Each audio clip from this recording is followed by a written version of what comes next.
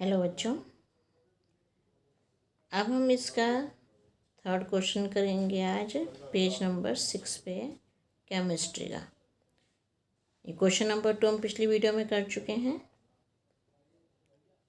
अब question number 3 में क्या है कि निम्नलिखित अभिक्रियाओं के लिए उनकी अवस्था के संकेतों के साथ संतुलित रासायनिक समीकरण लिखिए।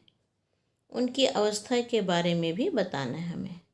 अब अवस्था क्या होती है, यहीं देखो ऊपर आपका लिखा है। ये अवस्थाएं होती हैं गैस, द्रव, जलीय तथा ठोस।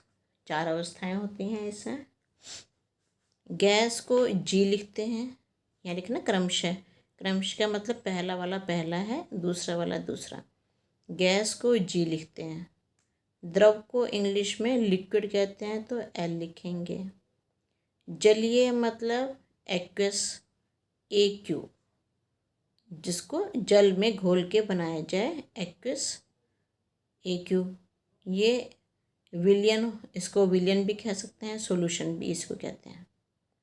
सॉल्यूशन, विलयन, जलीय और AQ मतलब एक्वस।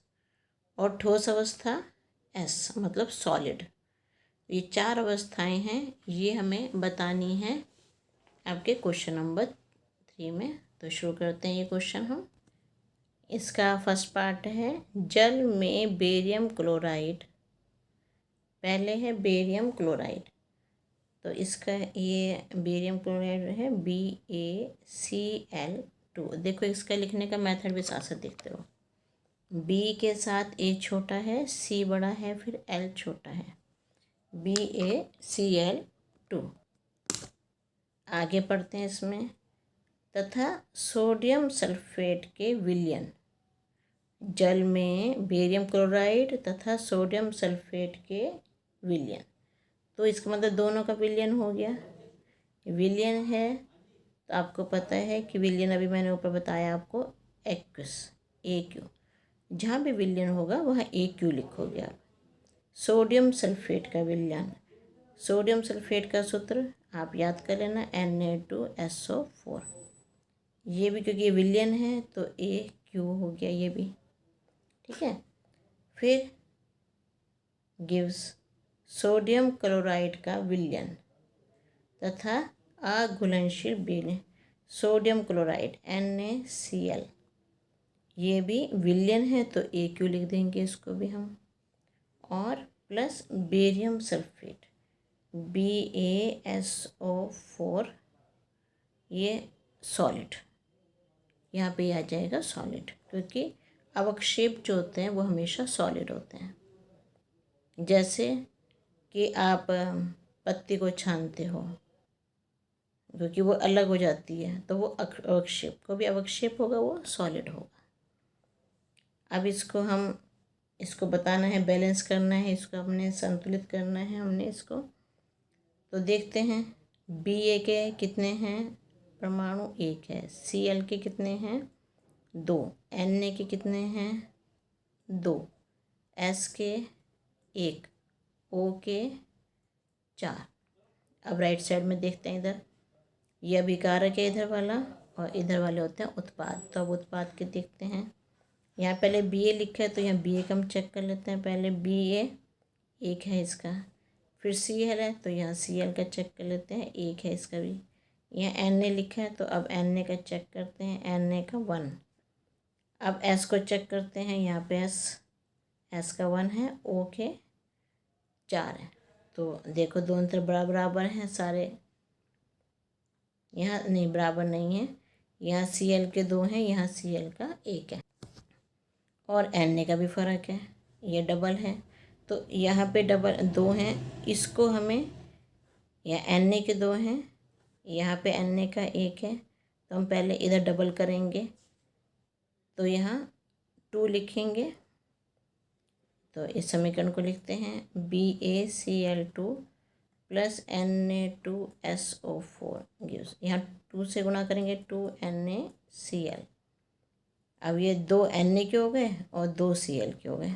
अभी आगे चेक करते हैं और किसको चेंज करना है। अब हमने Cl के करे, Cl के 2 करें तो 2 से गुणा करा।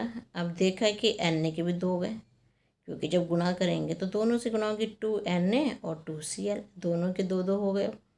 तो हमने Cl के लिए करा, क्योंकि Cl के यहाँ 2 थे, यहाँ Cl का 1 था।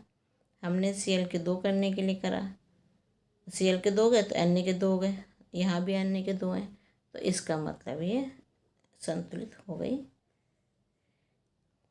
अब देखो इधर लिखा है सोडियम हाइड्रोक्साइड का विलयन। तो सोडियम हाइड्रोक्साइड का सूत्र होता है सोडियम Na हाइड्रोक्साइड OH। तो सोडियम हाइड्रोक्साइड हो गया NaOH। इसका विलयन जल में घोला हुआ है इसको, तो ये एक्वस हो गया AQ, जलीय, जल में घोला हुआ है जलीय। हाइड्रोक्लोरिक अम्ल के विलयन प्लस HCl, ये हाइड्रोक्लोरिक अम्ल है, ये भी जल में घोला हुआ है, ये भी एक्वस है। सोडियम हाइड्रोक्साइड का विलयन हाइड्रोक्साइड के विलयन से अभिक्रिया करके, इन दोनों की अभिक्रिया हो रही है, क्या मिलेगा हमें? सोडियम क्लोराइड का विलयन NaCl एक्वस, तथा जल बनाते हैं। जल को H2O, और जल के लिए क्या लगता है? लिक्विड। L मतलब लिक्विड हो गया, जल के लिए लिक्विड लगा। अब इसको संतुलित करना देखना है हमें। Na का 1, O का देखो यहाँ से O 1, H का देखो H 1 ये है, H ये, तो H के 2 गए, Cl का 1 हो गया। इधर चेक करते हैं, Na का 1, Cl 1, H2, H के 2 और O का 1, तो दोनों तरफ देखो बराबर है, तो इसका मतलब ये समीकरण संतुलित है।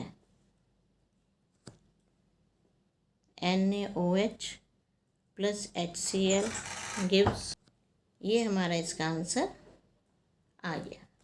तो ये आपका है कि अगर अवस्था पूछी जाती है आपसे, तो आप इसको अवस्था में आपको ये सब लिखना होगा।